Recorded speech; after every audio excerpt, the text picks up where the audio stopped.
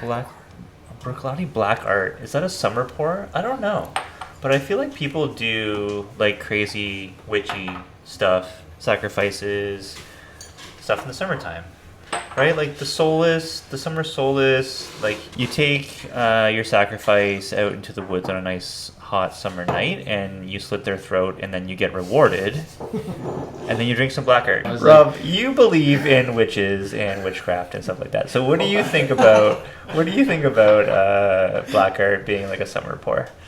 You know, I always worry about hanging out with you. Rob, especially when you like sleep over my house and stuff. Hey, welcome to Super Social Club. I'm Jeremy. This is Whisky In SV. I'm Rob. Welcome to the Whisky Rant Podcast. It's a little crusty. It's frustrating. And it's going to be a little bit of a rant. I don't understand it. I don't know why. Some sort of injustice. Anyway, end rant.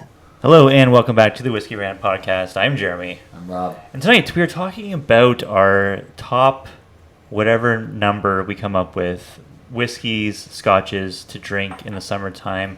We're joined tonight in studio, special guest, Sam from Whisky In SV, joining us all the way from California. Yeah. Welcome. We're making this an annual thing because this happened last year too, right? Yeah. That's right. Thanks for having me. Yeah, no, thanks for being here. We're going through like a crazy, like June 21st is like the official first day of summer. We're going through an insane heat wave here in Toronto with the humidex up over 40 degrees Celsius. For our American friends, that's like 100 Fahrenheit, right? It's probably way more than that. I think more than that. More than 100? Yeah. Oh my gosh. Yeah, it's... Someone told me, we should fact check this before I say it on the Whisky Rant, but someone told me that today it's the hottest in the GTA than it is anywhere else in the world. Really? We're the hottest. That's crazy. Yeah. Yeah, we are. Hell yeah. Finally, hell yes. Something cool. Hell yes, we are. It's usually Americans that say we're number one. But That's right. Yeah. Yeah. Yeah. Americans like to be number one, no matter if it's like a positive or negative thing. If they're number one, then it's like, yes. Fuck yeah. Not just positive, or negative, so true or not true. Hell Hey, first yeah, to last. brother. Oh yeah, true or not true. It doesn't matter. Just gotta have pride, man. If you're number one, you're number one. Sitting on the bar tonight is edition 4 of the Offerman by Lagavulin. This is aged in a Caribbean rum cask. Yeah, we were talking about before. Is it Caribbean or Caribbean? I say Caribbean, I think. But you just said Caribbean. I say Caribbean because like I wanted to it was a little tongue in cheek. Okay. Yeah, so this is the newest of the Offerman releases. Would this be a whiskey that we would consider like a summertime pour? I know that you, Rob, like to drink peated scotch in the summertime. Peated scotch, as long as it's like bourbon matured, or like rum. I would consider rum like a summertime kind of maturation. Right. Nothing heavy sherry. I'll drink it. I'm not gonna say no, but if I'm outside, I'd rather have something like bourbon matured, rum matured, something a little lighter, not like heavy. Right. Too viscous. And I think we should preface this. Like, this is more of like a nighttime summer drink. We're not talking like the dead of the middle of the day in the hot sun. I don't think we're going to even be drinking scotch or whiskey maybe at that point. We'd be drinking something else. Yeah, I recently was together with family over the weekend, and it was really hot this weekend, so I tend to reach for a cold beer. Right. And I never drink beer, but yeah. it was hot. We were outside. Grab a beer. Have you heard of Cutwater before? It's like a premix, like margarita, but they have other flavors as well. I've heard of it. Yeah. It's like 12 or 13.5%. Oh wow. It kicks you, and you only need one or maybe two. Anyway, hard seltzer, man. When it's hot outside and you're sitting out, might as well. Right? Yeah. I'm usually not a fan of that, but like if it's hot, then you gotta drink something. Yeah. Yeah. It's not. It's good for the calories, right? It keeps the calories low. Yeah. Nice tequila soda or gin and tonic. Gin and tonic always hits the spot. Mm-hmm. All right. Well, we're counting down a list. We're going to focus, I guess, mostly on Scotch, but we have other whiskeys, world whiskeys, that we'll mention as well. Yeah. And Sam, since you're the guest, why don't you go first? What's like one on your list that you would consider a summertime go-to? Well, let's start with Scotch, as soon as that was supposed to be the list. Yep. So I think I would have thought any number of 12-year, standard line, not cask strength, options. Yeah. And, for me, I really like the Macallan Sherry Oak. Yeah. I think it's overpriced for sure, but it's a nice dram. What do you get it for in California? Because that's usually probably one of the better markets. It's around 85 plus tax, so 90, 95. Yeah, wow, that's Yeah. still up there. Yeah. I thought you were going to tell me 75. That's, No. that Even- still beats out our price by a significant margin. Ours is what, 150 Canadian? I think it's more than that. now. I think 175 yeah. Canadian? Yeah. So Ooh. that's a lot. That's like That's what, $50 more, $40 more. 125, 130 Yeah. US, something like that. Yeah. Yeah, that would be a little bit too much, but I think any other ones that are around that price range and similar profile. Rob and I did a comparison, Macallan 12 sherry, new bottling versus old bottling, and they were very close. It was very close. Yeah, Yeah. it was very, very It was close. very close. I did a 5-episode one where I consistently picked the newer one over the older one. There you go. They're still great. It's not the quality that we're really concerned It's about. the It's the price. price. For sure. Like Yeah. Yeah. in that price range, I probably you can right now get Glenallachie 12 on sale for 65 Canadian. That's absurd. Yeah, you'd have That's to true, go with but that. I feel like Glenallachie, Billy Walker has the name, but most of the stuff that they have, the juice itself is not great, and it's just all about drenching it in sherry to make it. Yeah, I can see what. That's I actually really like the actual Glenallachie flavor, the profile, the distillate, and it's kind of stayed consistent for me, and I can find it still based on the earlier stuff that was essentially just a quick finish, and it was still lighter than this. All the same caskings, but way lighter than the newer stuff because it hasn't sat for as long. Sure. So I actually like their old stuff, but I would change my answer a little bit to maybe Glentour 12. You're not allowed to Well, it's change. much Sorry, harder to get. no changing. Glentour 12 is cool. I like that. It's hard to get, Yeah, Glen and also Terry not 12 cheaper anymore. It is- used to be cheaper, is a but great now it's pour. pretty much. Yeah. It's a little cheaper. Here we can get it for I think around $130. Okay, So well, it's not horrible. sure. So it's about the same price, I Yeah. guess. That way you're It's getting it significantly for. better, but same profile. So. Yeah, the extra ABV helps. Mm-hmm. Jared, what's your first pick? Yeah, so I think this summer for me, I'm going to go out and source this bottle. It's a very specific one, but in general, I'm going to say Benromach ex-bourbon matured single casks is going to be So my cask strength. summer go-to. Yes, cask You strength. recently tried the 21. Yeah. So our boy James had a hand in picking one for the Canadian market. It's cask number, I don't know what cask number it is. I'll put it up on the screen. Yeah. They picked the 21? Yeah, it's a 21-year-old Oh. ex-bourbon matured Benromach. Recently did a tasting with Kensington Wine Market. A lot of people were comparing this and other Benromachs as well, ex-bourbon matured, to something they would consider Brora-esque. Yeah. Oh. That was literally said to me. That was said to me too, and I was super skeptical because I'm there's no chance that this is going to resemble anything Brora has put out that I've tried, and it doesn't in my opinion. But I do know what they're talking about. Yeah, Kind of it's in that field. you do get these little bit of the peat does kind of translate to this farmy kind of note, and you do get awesome citrus coming out of it. But overall, I still need to try my sample. I haven't yet. very, very good, man. Really, really good. James did a really good job picking that one. So I'm going to pick that up. I've had another one from Kensington before that's really, really good. A 19-year-old ex-bourbon. Benromach in an ex-bourbon form, single cask strength. Really, really good. Interesting. Other markets around the world, you'll get different single barrels, but there should be some out there. Have you had the OB 21 year? Because that's only 43%. Yeah, that's great. That's great. Yeah, we've tried it, right? Yeah. It's great. It's to be honest, out of the original lineup, we prefer the 15. It's a little bit more on the sherry side, Mm-hmm. but the 21's great.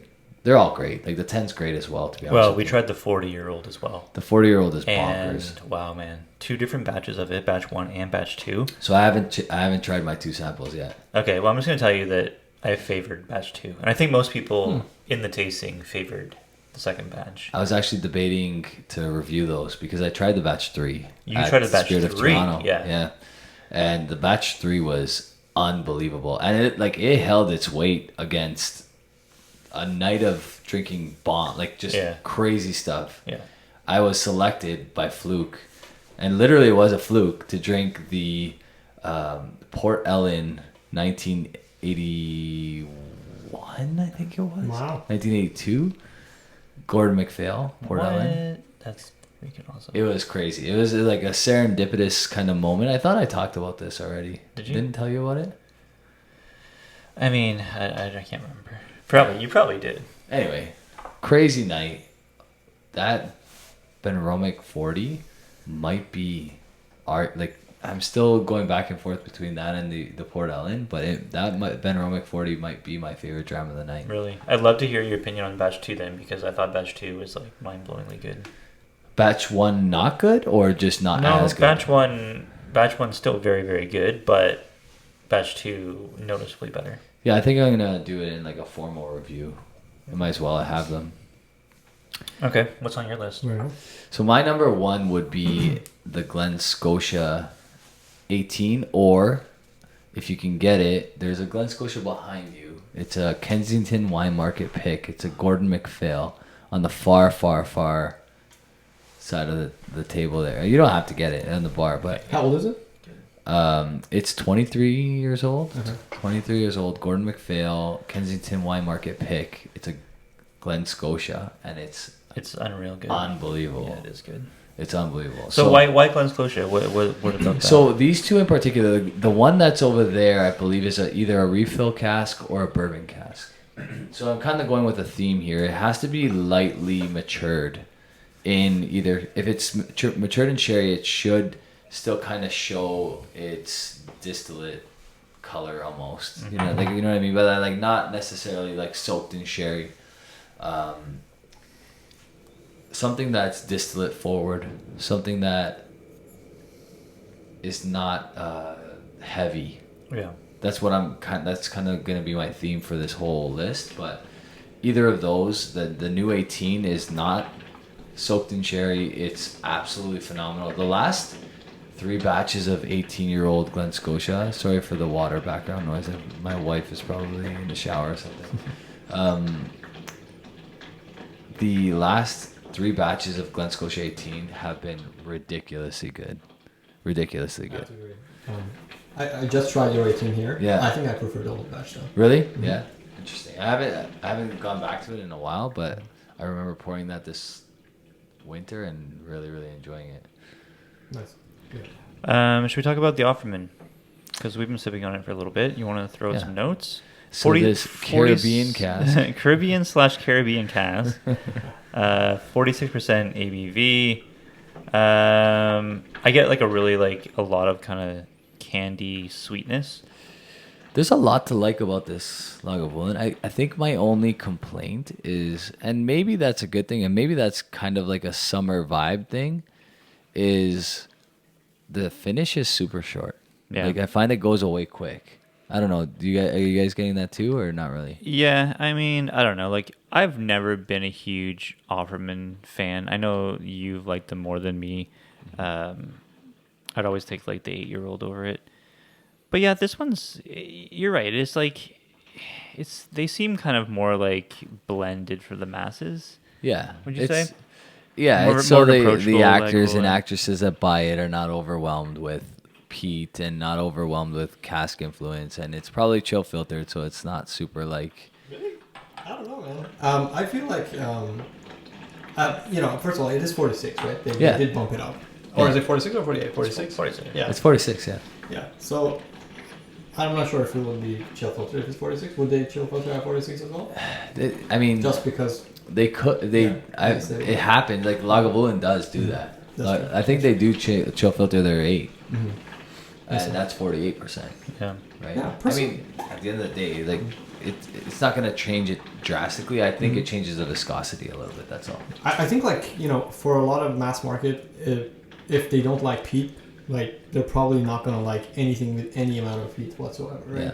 I mean, I have a friend, even the slightest amount of peat in a hazelburn, he turns it off.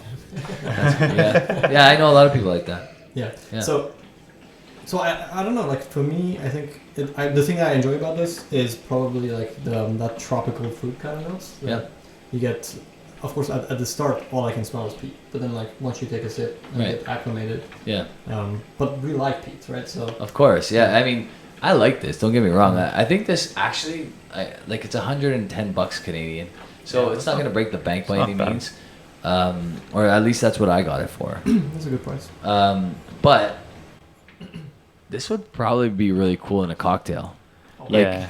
Yeah, I could see that. Right? Like this would be a really cool summer cocktail. Like something mango, something like mango juice and this, or like I don't know. Like I'm not a cocktail. I don't make cocktails. But I had a really good cocktail, and it was like, I don't know what they called it. It was like something pear, like smoked pear, and it had like some peated scotch in it. It was phenomenally good. Yeah. So like anything like that. I think this does kind of translate to like a summer dram. You do get like a lot of the sweetness in it. It is lighter in the smoke, so it doesn't like blow you away like, you know, a heavily peated whiskey would that you'd only want to drink maybe on a colder day. Yeah. Yeah. I mean, I don't know.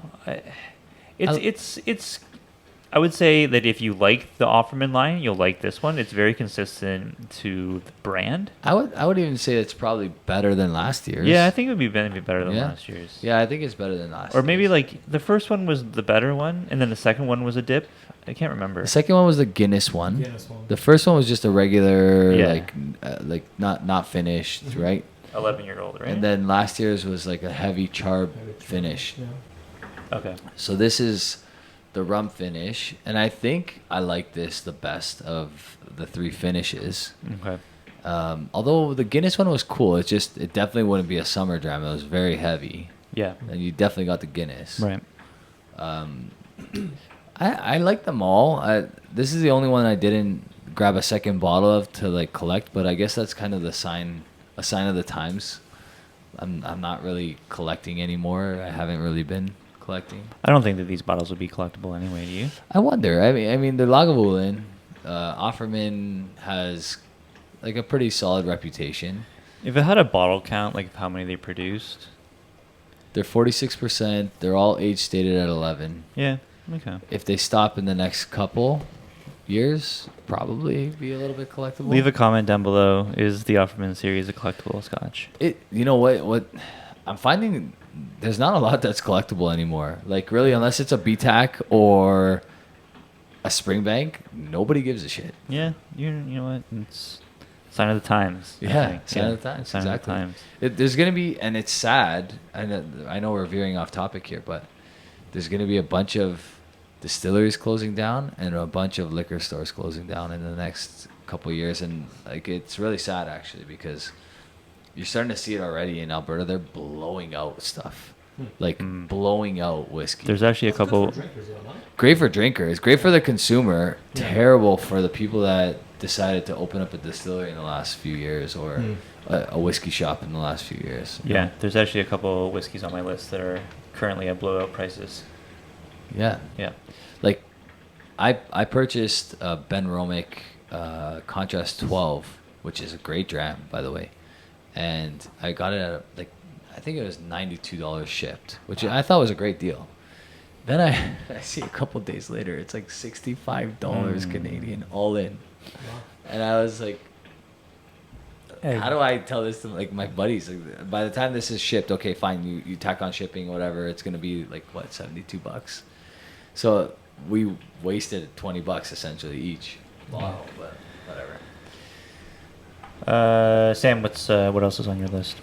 All right, so I decided to veer a little bit off course from Scotch to Irish. Nice. And Redbreast PX. Okay, nice. Yeah, that was a 46%er, obviously finished. If you like Redbreast, if you like Irish whiskey in general, triple distilled, pretty smooth, nice for summer time stuff. For sure. And you get a little bit of a nice sweet finish on it. I think for you, I think you were saying that you prefer more sherry stuff in winter. Yeah. But yeah, for me, I don't necessarily. I think of peat more of a thing that I want to have in winter. Okay. I don't necessarily. And yeah, the PX is probably not heavily doused like an Edgerdow or anything. But Right. Yeah. Yeah. It's a good one if you can find it. The problem is, it used to be around $90. Now it's around $150 plus tax. So how is it's that kinda the one? How's it? That one's different than the LaSalle. Yeah. The LaSalle is also a PX, but it's yeah, I'm not sure what the difference is. The LaSalle, isn't that the type of sherry it is? Is it a PX? Oh, I thought the LaSalle. I could be wrong. I don't know. Actually, I'm not sure about this either. Yeah, I think it's like a LaSalle is like a type It's of a type of sherry. sherry or. That'd be a good head-to-head. Try the difference, because that LaSalle, like, it was really good and it was sweeter, and it would be more of like a summer pour. Yeah. But yeah, Irish for sure. I was actually gonna put an Irish on my list, but I was like, what Irish would I put on there? Because I really like the Redbreast 15 as like an everyday go-to. But the new, like the Redbreast, the 21, I mean, it's kind of out of the price point for I a don't know thing. what's happening with Pernod Ricard, man. All of the Redbreast and Irish whiskey lines have almost tripled in price. Yeah. I just saw the Redbreast 27 at Total Wine for like $1,000. Yeah.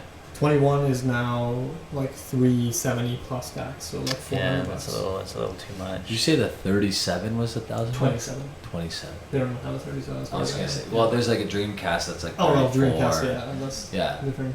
Yeah, that's crazy for a 27-year-old. That's absurd. Everything. I mean, even the 15-year-olds now 150. So 150? No, that's That's crazy. ridiculous. That's less money here. yeah. It is less money here. Mhm. Yeah. I don't know what they're doing with the pricing. It's just going up. It's like Tesla pricing now. Well, because Every day like no change. the Blue Spot 8-year-old cask strength came to the LCBO, very limited quantities, but what was it, 100? And it went up in price to like 150. 150. Yeah. I passed on it. Yeah. I didn't think there would be a time where I'd be passing on stuff that's limited. Like this is the first year ever, I'm embarrassed to say, that I actually passed on Springbank stuff. Oh. Like I actually passed on a local barley, a 15-year-old, a 10-year-old, Is and it because the price is now like way up there as well? it's not necessarily like I feel like someone else can get that hasn't had as many Springbanks as I've had. It's not necessarily like the most desirable, so I feel bad about just buying for the sake of buying nowadays. It's not something that I'm like looking forward to like trying. So that's part of it. You know, the new local barley is a 13-year sherry, 13-year-old. which is I think very close to the one that's you said is amazing, the 10-year-old 5 years ago. So I tried it. It's actually very, very good. Yeah, it's really good. It's very It good. is really good. Yeah. I sampled it and I have a bottle, but I had to pay almost $300, and that's like retail. Yeah. Close to retail. Yeah, we're still under 300 here, Yeah. Canadian, which is great. But I mean, you can easily, like, these guys could, if they wanted to, jack up the price to 300 and people would pay it. I just, I don't know. I just felt bad, I guess. I don't know. All right. Look at this. Changed man over here. Man of the people. It's like, oh no, spread it around. Let other You know people what? try some Springbank. There's been a lot of whiskey in the 6 maturation lately. Yeah, some Yeah. soul. You did some soul searching. Some soul searching. Yeah. Yeah. I think you're losing focus, man. You got now your other hobbies that are feeding into the whiskey hobby. I think it's a problem. You know what? I love it all. Real life, and I love it actual all. other hobbies. I know. Losing the sell edge. Losing the edge, man. There's too much. There's too much. Yeah, it happens, right? Like when is the retirement? Like for a hockey player, it's probably early 30s. For a fighter, it could be anywhere between 35 and 40. Okay. All right. Or what's on your list? This is Springbank. You didn't say yours yet. Is it my turn? Yeah. Okay. Sorry, my bad. I'm gonna do a double barrel one here. Two bottles, and these are the ones that we actually tried recently. They're the Diageo special releases. They are below prices now. The same one that I'm gonna pick. The Singleton and the Roseisle. Oh, you picked the Singleton. I'm Yeah. surprised. Because those both are very light in profile. True. Very true. They're not light in flavor, but I was actually blown away by the Singleton, like of how good it was. Yeah. Was not expecting that whatsoever. True. And obviously, like Roseisle, we had never tried that distillery before. Yeah. And very impressed with that as well. Those two expressions, lots of places that I've seen have them discounted on sale because they're just sitting on the shelves. Yeah. They were all overpriced. Like when we did the review, when we did the lineup, we were like, yeah, you know what we're going to say about these things? They only be about 25 to 35% less in price. And now they are. Those prices. And now they're great buys. And So- they should be purchased. And those are both great pours. I won't add that to my list then, because I was gonna do the Roseisle, but Yeah. and I also just bought a bottle for $124.50 Canadian. $124.50 Right? Canadian all in. And it used to be At the LCBO. we were like 175 Which one's on it? that bottle. Or So 180. it's the one, the Roseisle. The It's Roseisle. actually, yeah, it's the one on the wall there. Yes. And that is definitely exactly what I'm looking for when it comes to a summer dram, because it's super fruity. It's got this like incredible tropical fruit kind of vibe, and that's, you're gonna see like my next few picks are gonna be all in that realm. Okay. But that's not my pick because you picked it. Okay, well, I mean, you know, good minds think alike, so that's good that we Yeah, no, thought about that I'm giving you props for that Okay, one. That's great. huge. Great, Yeah. great. Okay, so my pick would be then the Two Brewers Release 45. Okay, so I did. So you're venturing off the Scotch path, Yeah. which is fine because Yeah. we all are gonna do that. Yeah, I also had two brewers on there, but you said what batch? Sorry, 45. which is the 60% malted barley and 40% malted rye. okay. So one of their this is the newest This release. is 58%. Oh Hey, yes, this and is you tried it. This is the talked about one because this is like their oldest barrel, It's 14 years old. right? wow. Yeah, Yeah. this is like their oldest stuff. Honestly, it's phenomenal. Yeah. Obviously, we talk about two brewers a lot. We would consider it probably like up there, if not the best Canadian single malt right now. Yeah. Yeah. Yeah. That's not hard to say. Yeah, so I mean, the rules are a little different in Canada. You can call something a single malt if it's distilled together, although like even if it's different grain. So as long as they're all malted grain, it's technically one batch single malt. I guess that's how the rule goes. It's something Yeah. along those lines. Something Anyway, like that. I don't care. Like it Yeah. says single malt on the bottle. It doesn't matter to me. It's 2 grains. Nah, it's a great Canadian whiskey to pour in the summertime. I also had two brewers on the list. I just said like any other classic profile, which is majority like ex-bourbon matured, right? For the most part. And I think 45. Because like that 45 one. is classic. Okay, yeah. So because that one you get all those tropical fruits, and you get that distillate really shines through, which is super fruity and super not what you expect from Canadian distillery. It's the best mistake that's ever happened to whiskey. Like and I don't want to call it a mistake because they're like engineers, so they actually know what they're doing. But they came up with this way of introducing copper to their distillate that is crazy. It's like copper mesh that like just causes all sorts of contact with copper before it leaves the still, I guess. Like it goes into the pot or whatever. well, they took their beer equipment Yeah. and made it into a whiskey Yeah. still, and, And they're they like, had- there's not enough copper contact, so like, okay, well, we'll just like throw some copper mesh into like copper mesh, yeah. and they're like, it works. It works. amazingly well. Phenomenal. Do these guys like actually study like brewing or something, like beer brewing? Or? Oh yeah, they're hardcore beer. Yeah, they were beer Brewers. before they were whiskey, and they use a very similar, like, they use similar raw materials. Like the barley is often roasted barley or chocolate malt, like all that kind of stuff. And then they use their beer distillation Right. equipment, Yeah. and they add this thing for when they're doing whiskey. It's crazy. I find like when a distiller has this background, their stuff is significantly more interesting than when they're just following recipes. I just went to this event in San Francisco, by it was Todd Leopold. They were doing some collaboration with a Tennessee whiskey, Dickel. Okay. But he was talking about his side of it, and I think he got a degree in beer brewing, whatever, from Germany, and then he came back to the US, and he's created this still that has 3 chambers, and it apparently only produces 2 barrels a day because it's super inefficient. But the rye that they had, the 3-chamber rye, was so aromatic and different. It was like tasting cookie dough. It was crazy. And they've done a collaboration with Dickel now, it's a mix. If you ever get a chance, I don't have a bottle yet, but it'll come out sometime this winter, and I'll try to get a sample to you guys. Nice. That'd be awesome. Yeah, always super excited to try weird, mad scientist shit that's going down, because I feel like a lot of people are trying that these days, right? Because how do you stand out? How do you be the next thing that's different? It's true. He loves nerding out and talking about this stuff as well. I bet. Yeah, love that. All right, who's up? Sam? Yeah. Next one. What do you got? All right. Pick 3 for me is a Japanese. Nice. Nika coffee, malt or grain. Oh, honestly, I like both of them. Okay. Yeah. Cool. It's I think it's just very easy drinking especially if you like bourbon. The grain tastes almost like a bourbon, like a very very light Japanese take on a bourbon. Yeah. So I think it makes a great summer dram. Japanese whiskey in general makes a great summer dram, doesn't it? It's just that profile, right? It's usually bottled at an approachable ABV. Yeah. Right? You're not seeing many, they're 40, 43, 46. Mm-hmm.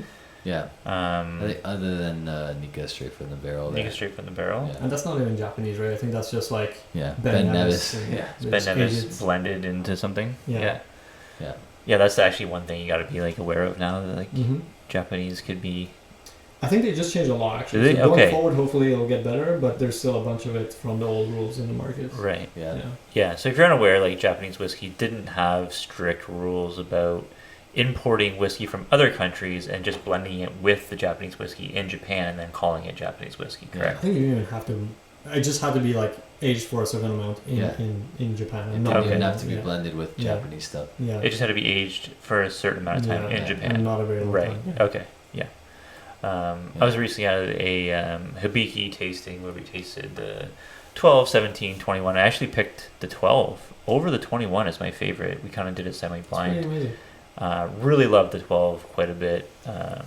Really surprised that I selected that over the 21, because I obviously thought the 21 or the 17 I thought would stand out, but the 12 really did.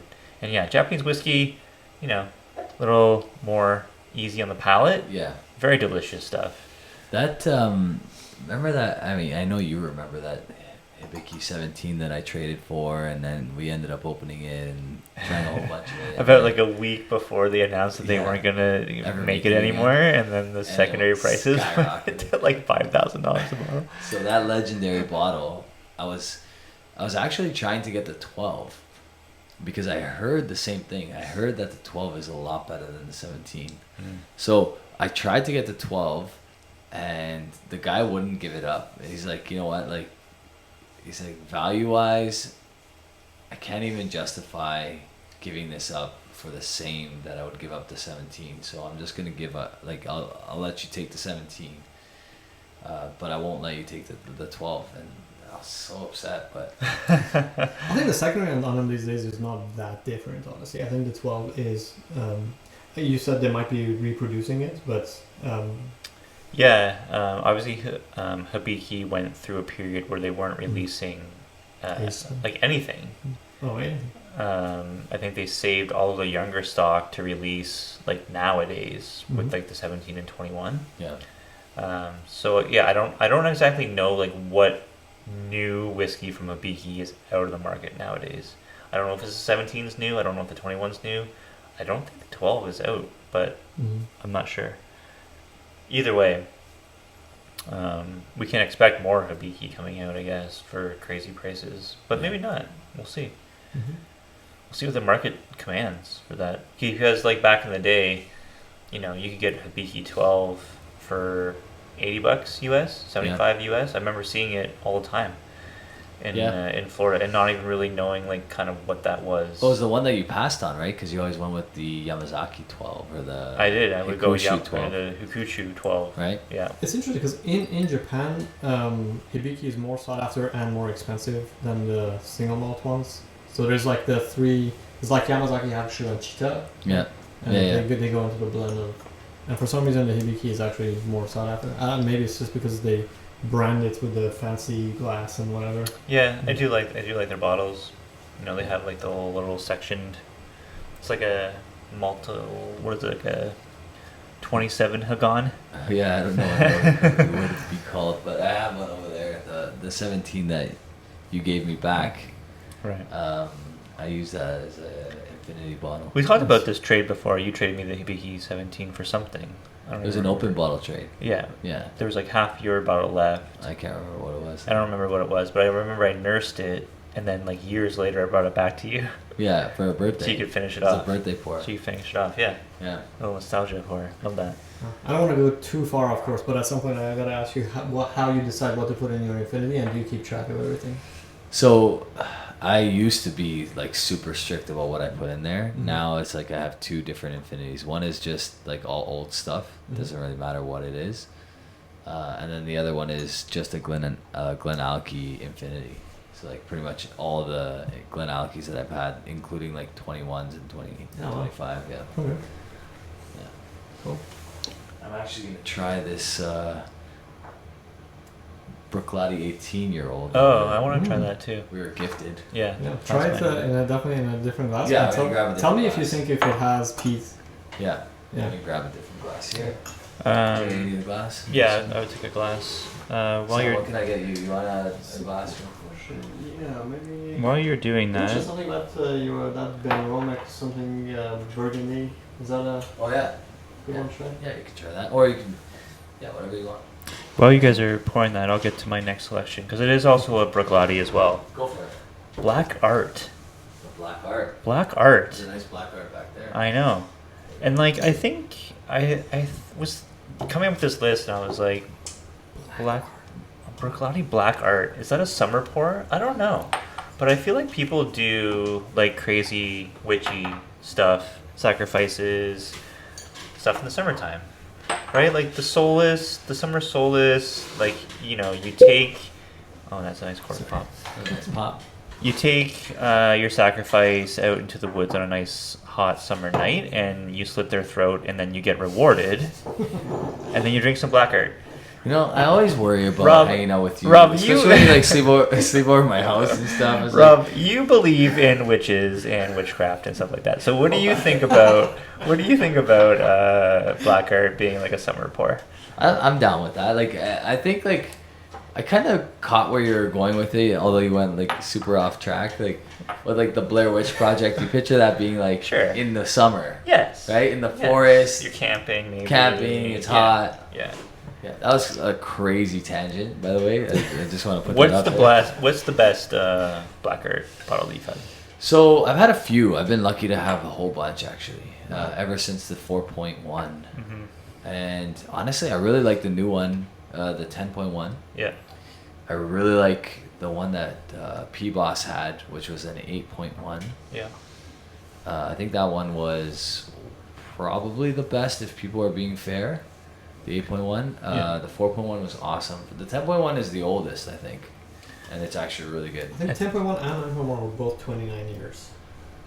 And 9.1, yes. Yeah. Okay, yeah, you're right. Yeah. So I haven't tried the 9.1, so I can't. But if we had to rank them, would you say 4.1, 8.1, 10.1? I'd probably go. See, so I haven't had the 4.1 in so long, so I'm just going off nostalgia. But I'd probably say 8.1, 4.1, 10.1. And And then- 6.1 is the one to avoid? 6.1 I would avoid. Yeah. 5.1 was decent. 7.1 was decent. The Oh, only but one I haven't tried is the 9.1 since the 4.1. What's your This, value sample? this 18 is nice. Yeah, how is it? It's good. Yeah. Good. I don't know if they're like worth the price. Is they're like $800-900? That's a great like debate now because like Yeah. they're in the $800 to $900 range depending on where you buy them. Mhm. But like 29 years old, right? Like what do you look at 25-year-old prices now? Sure. right? True. And are they cast strength? I think they're cast strength, aren't they? I think so. Yeah, I think they are. They're all low proof but cast strength. Yeah, which is crazy. I guess that's part of the black art, Mhm. which tells me that they're probably putting older stuff in there as well, Mhm. Yeah. right? Yep. This Bruichladdich 18 is delicious on first sip. Really digging it. Maybe not so much the nose, but the finish and palate on this, I'm really liking it. I like that. It's cool. It's really good, yeah. Mm-hmm. Yeah. Yeah, I like it a lot. Mhm. All right, who's up? Me, I think. Okay. Yeah. This is 3, right? I don't know. I think so, yes. Yeah, I think We're just we're on- spitballing here. I did a couple, just whatever you feel is right.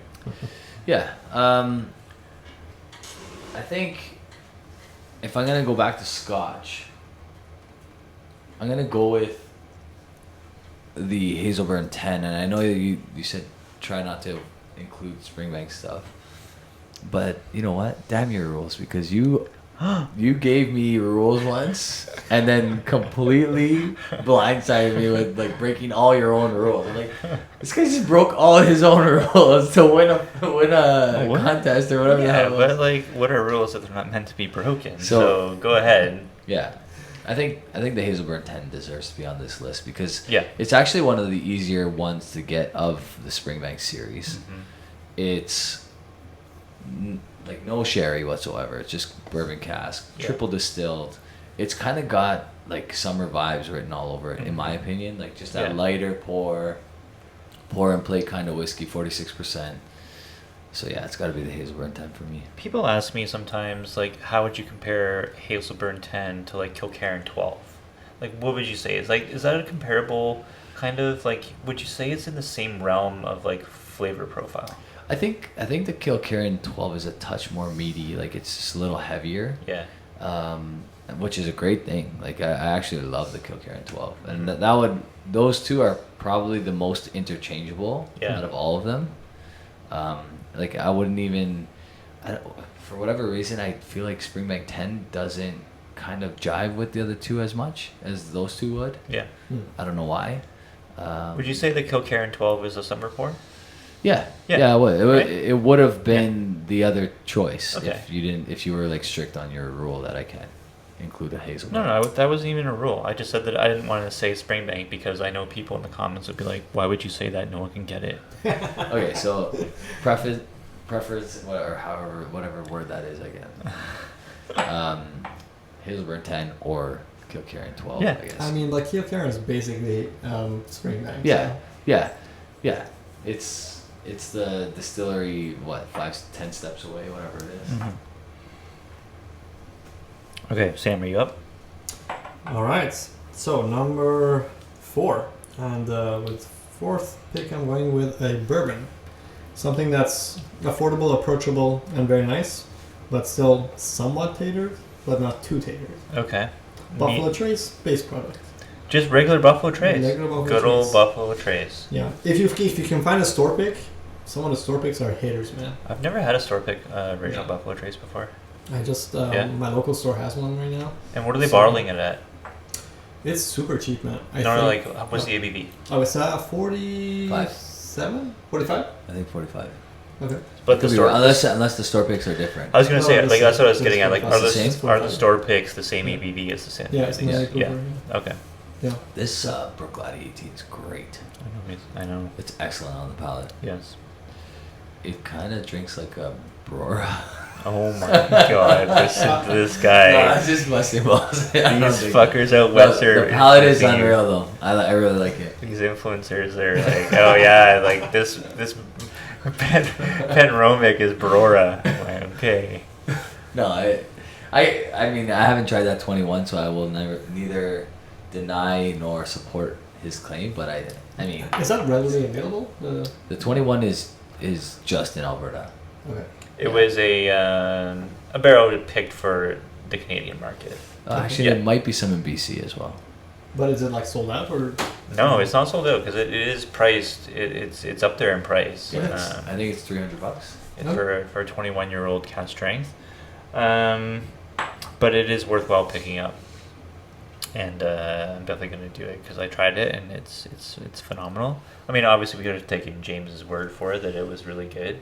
Yeah. Um, Yeah, I mean, if I wasn't so tight these days when it comes to money, I would definitely have bought one. Listen, you can't buy everything. You can't buy everything like blind. So you gotta, Yeah. you know, if you try it and you're really digging it, then it's worthwhile purchasing. Right.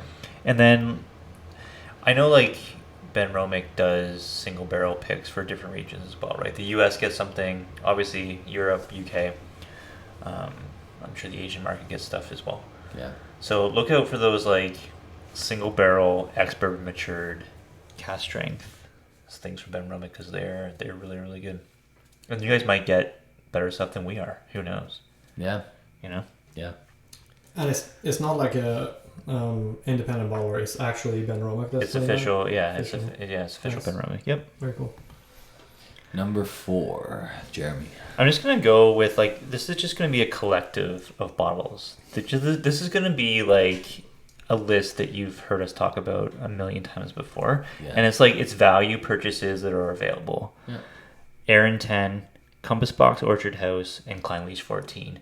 3 whiskeys that you can go and get right now, pretty much anywhere you want, Well priced. and they're really really like approachable profiles.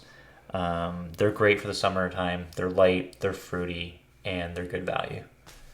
I was drinking Kleinleach 14 the other day, and I was like, man, this whiskey is actually like so solid. Really, really good. Very impressed. Nice. And then Aaron 10, we talked about a million times. It's made everyone's lists. And of course, Compass Box Orchard House. I haven't tried the newest release, but someone was asking me like, hey, is the newest Compass Box just as good as the old stuff that you guys are talking about? I'm like, I don't know. Probably. Yeah. I hope so. I hope it hasn't dipped in quality at all. Man, you know what this Bruichladdich 18 is kind of reminding me of? Bro, is like a bourbon cask with a slight sherry influence of like a 18-year-old but really well done Springbank 18. Yeah. But like a better version of a Springbank 18. Whoa. No, because I haven't had a Springbank 18 that I loved in a long time. Bro. wow. There's so much like maltiness on the nose, and then the palate is really. Don't where you this get thing that shines, like though. that sugar cookie like Christmas cookie kind of flavor that you would get from a Springbank though?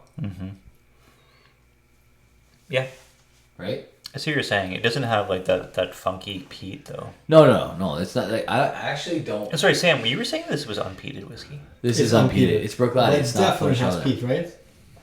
It most definitely tastes like it has peat. You know what the problem is, Sam, is that we had the Lagavulin first. I had it before having any of that before. And Yeah, no. it Sam has was saying peat like for he sure. thinks there's peat in there. I mean, Well, it could just be aged It's in like a cask. Hazelburn. It's probably the But- barley is probably in the same spot that the Port Charlotte barley I think is. with Hazelburn, I really have to pay attention to get any peat. But for this, I had it first thing, my first drink of the night, and I was like, wow, this is peated. And then I read about it, and that's what I said in my review, and everyone pointed out that it says unpeated, and they claim Yeah. it's unpeated. But Yeah. I bet if you did the test on that, it'll be significant. Yeah, it's a good thought because James told us that Mikkel Tour tests their peat level into the bottle. Yeah. That's what. That would be pretty cool because I'm very curious what happens when peat is being used at a facility. Mm-hmm. So you're gonna get that smoke in the air. It's gonna latch onto those moist casks that are like constantly being hit with ocean spray and whatever, especially on Isla, right? Also, imagine like this is Bruichladdich that puts out like Octomore stuff. Right. So. Right, exactly. That's my point. So like you have Octomore level peat barley laying on the peat floor, then you're using your unpeated quote unquote barley on that same peat floor. You're not getting rid of that peat. You're picking up some of that peat. So But Yeah. what is? Maybe they just use a cask that was previously held peated scotch. You know, it's in it. possible because the classic laddie, I don't get any peat on. Yeah, I don't know. For some reason, Yeah, I mean that's always something that it says like unpeated, like they didn't peat the barley, but the cask that they use could be a refill cask that once held something that was super heavily peated. I need this bottle. I know. I'm feeling that way as well. It's so good. It's weird though. Like, Yeah, I mean, yeah. I'm glad that you brought us a sample. Thanks so much. Because Yeah. this thing needs to be dissected. Because like, I don't love the nose. I don't like The nose is not what's that doing much it at for all. me, but like as soon as you sip it, It's weird. it's Because got this great viscosity. usually you don't you don't it's hate the good that nose you and guys- love the Do palate. you hate the nose though? I don't hate the nose. I hate it. Really? No, I mean it's not great. There's nothing off-putting about it. What's off-putting about it? It doesn't match. I'm getting the that I mean, cookie it note. doesn't match the palate though. I'm getting that cookie note. Like it's there. It's too malty on the I nose. love that. It's good that you guys like it. This is much more available than the other 18 year that they put out at the same time. The Port Charlotte. The Port Charlotte one? Yeah, the Port Charlotte 18 is impossible to find and $100 more expensive. Yeah, and But this was much more available. It's still available. So I'm surprised it hasn't come up this way yet. Like, why don't we have it yet? Yeah, that's a good question. It's weird.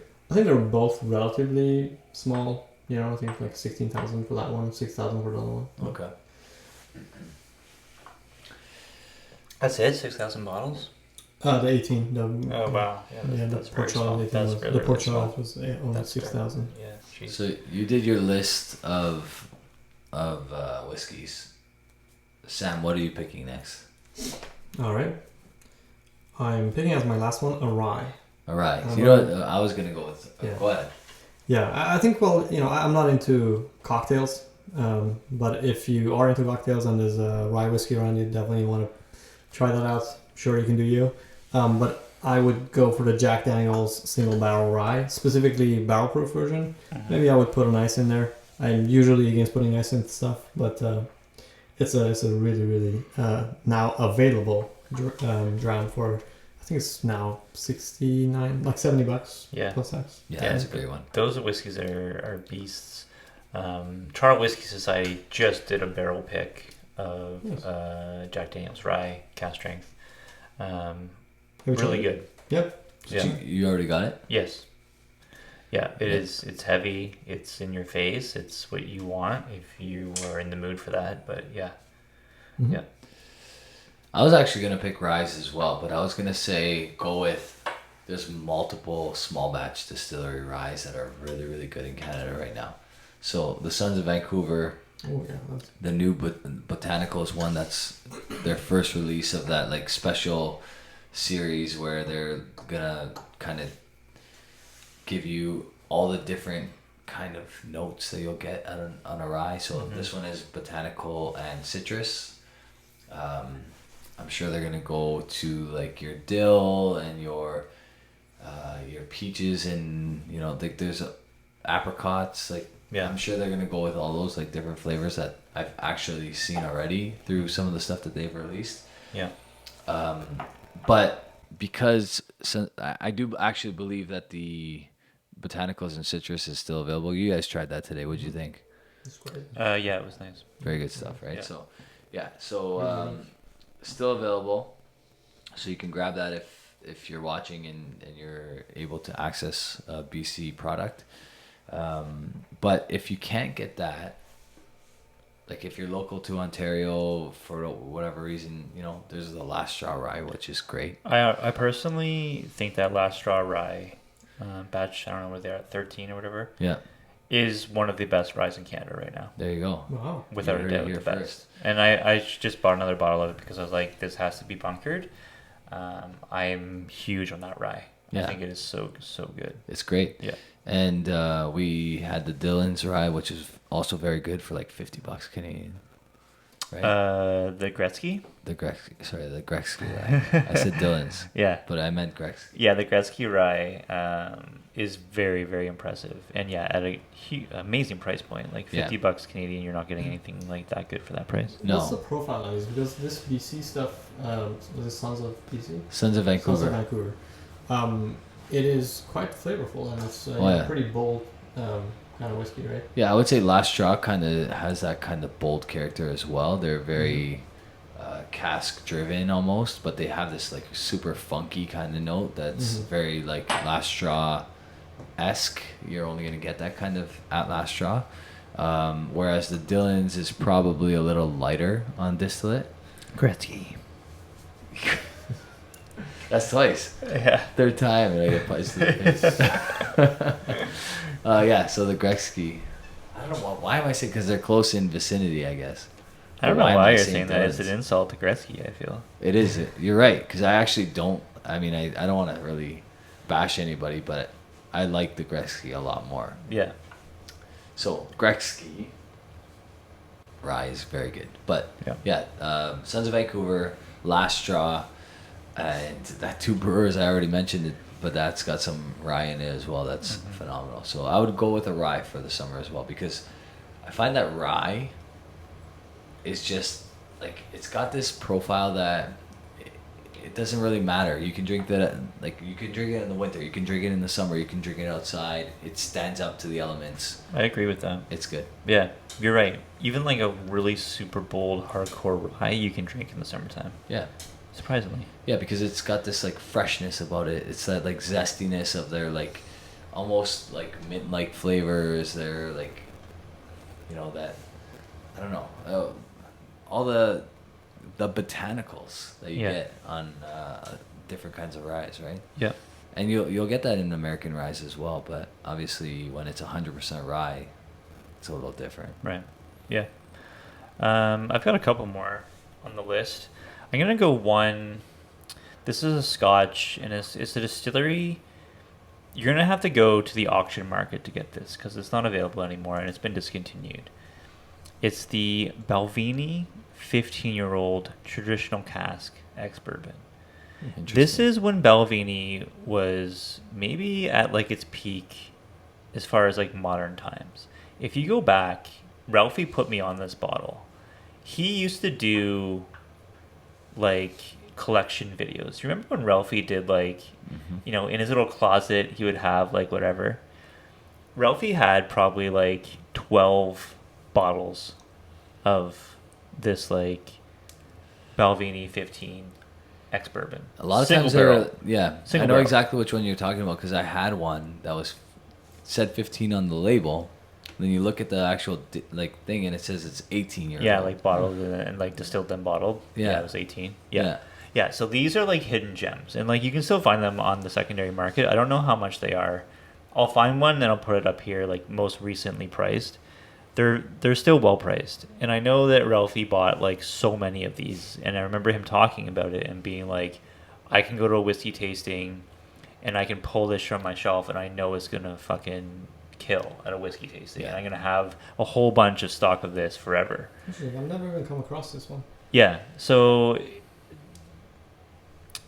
Balvenie released like a 12-year-old single barrel ex-bourbon, not the greatest. Oh. The 25-year-old is hit and miss. I've had two of them. One was great, one was eh. Yeah. They're overpriced. The 15 is the one to go for. It can only be found at auction now. But it is the ultimate summer pour. It is absolutely pinnacle Balvenie. It's nothing like they produce now. It's so good. It's ex-bourbon, delicious Balvenie at auction. I feel like we share a wavelength sometimes, because this weekend I had a Balvenie 15, and it was one that I've reviewed that I gave up like a very poor score to, because it was the sherry single cask that I bought. It was close to like $300, and I revisited it because I left it at my parents' house, and I left it there for a while, and it was like 3/4 of the way full.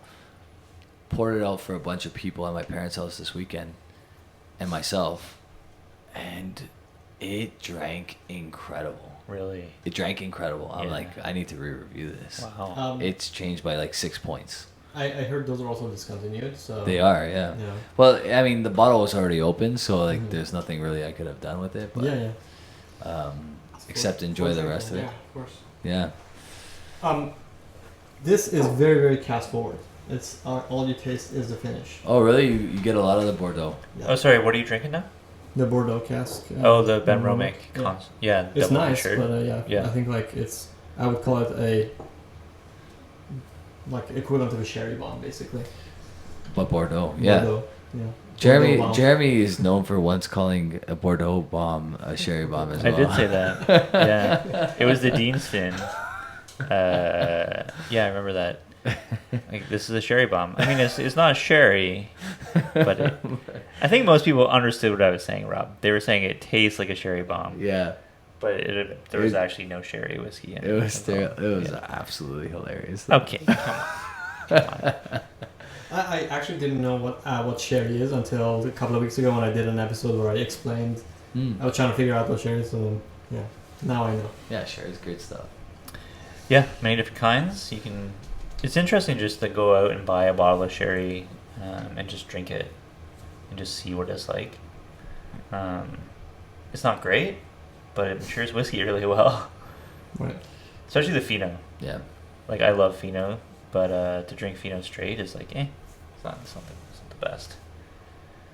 Do you have another pick, or was that your last? I think that was the last one. That was your last what one. else you got over there, Rob? So I'm gonna go with something that kind of has already been mentioned, but not this particular bottle. I have 3 of them sitting to my left over there, and it's different versions of the Flaming Heart by Compass Box. Oh, okay. Man, Nice. honestly, they cannot miss with that stuff. Like, they are just bang on with every single batch has been phenomenal. Yeah.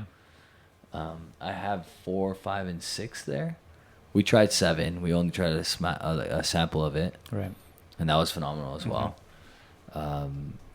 Some of them have like really old stuff in it. Yeah. Some of them not so much, but they're all good. Yeah. They're all great. Yeah, I like that. So I guess that's my number 5. This number, are we at 5 yet? I don't think we're keeping. Are we keeping count? That's. Yeah? I think that's plenty for these guys. Okay. What do you think? I got a couple more. You got more? I'll just Just list them off. I'll just spitball them Just quick. shoot. Yeah, just shoot. What about Cavalan Virgin Oak? Because like that thing drinks like a bourbon. I love that whiskey. There's so many different ones. Yeah.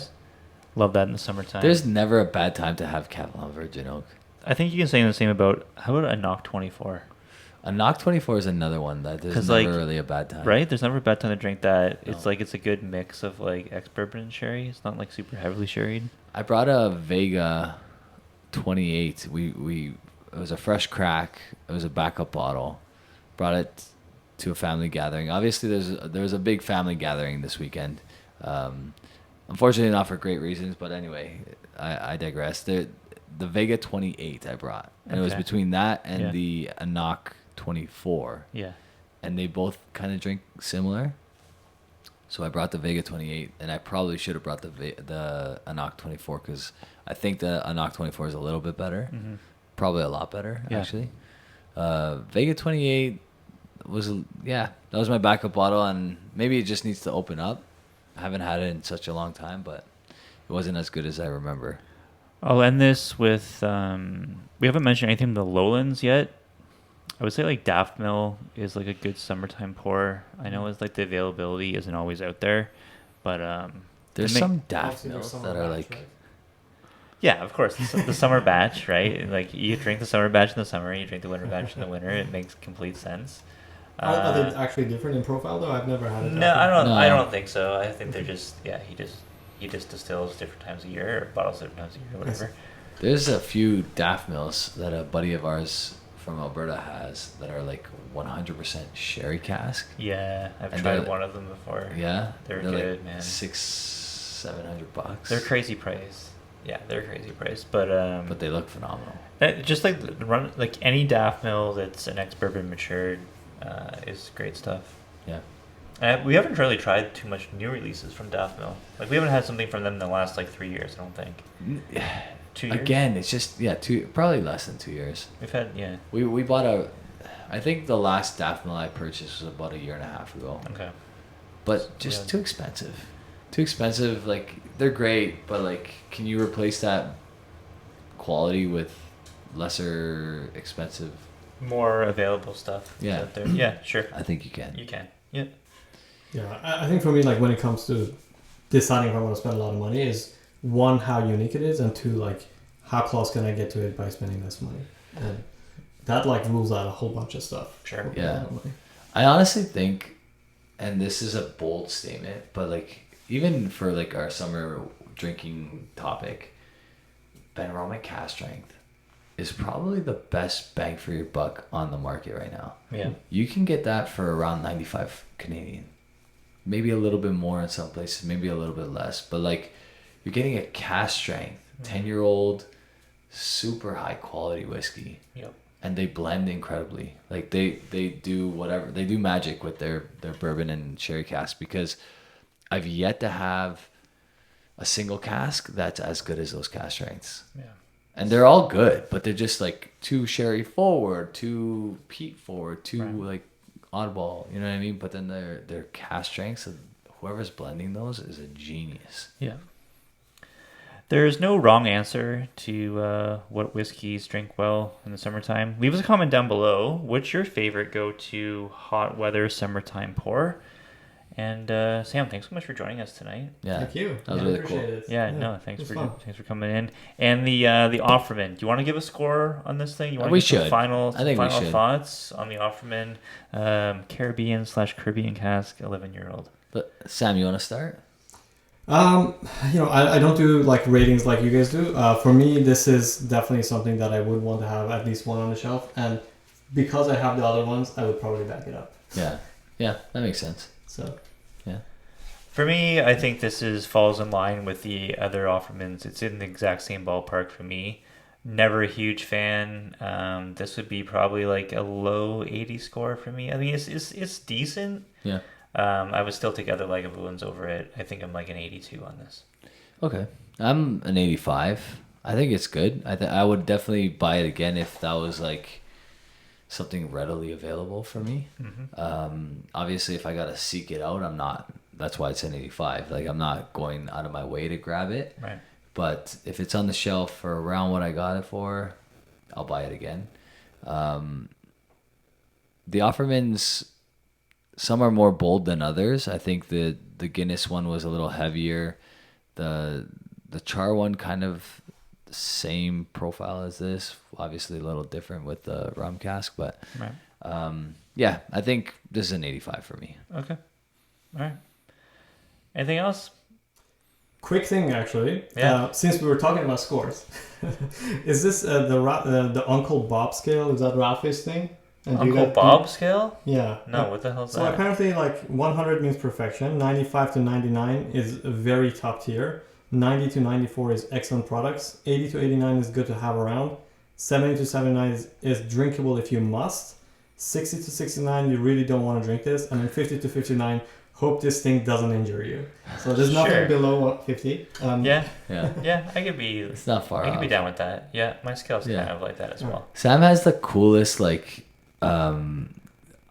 iPhone screen of all time because I'm looking from an angle and I'm like, this guy's making stuff up. Like I can't until he turned his screen. I had no idea what he was reading. Is it one of those airplane screens where you can only see it if you're looking straight down? It's a privacy thing. You watch a lot of porn on your phone. Yeah, for sure. Yeah, definitely watch a lot of porn on your phone.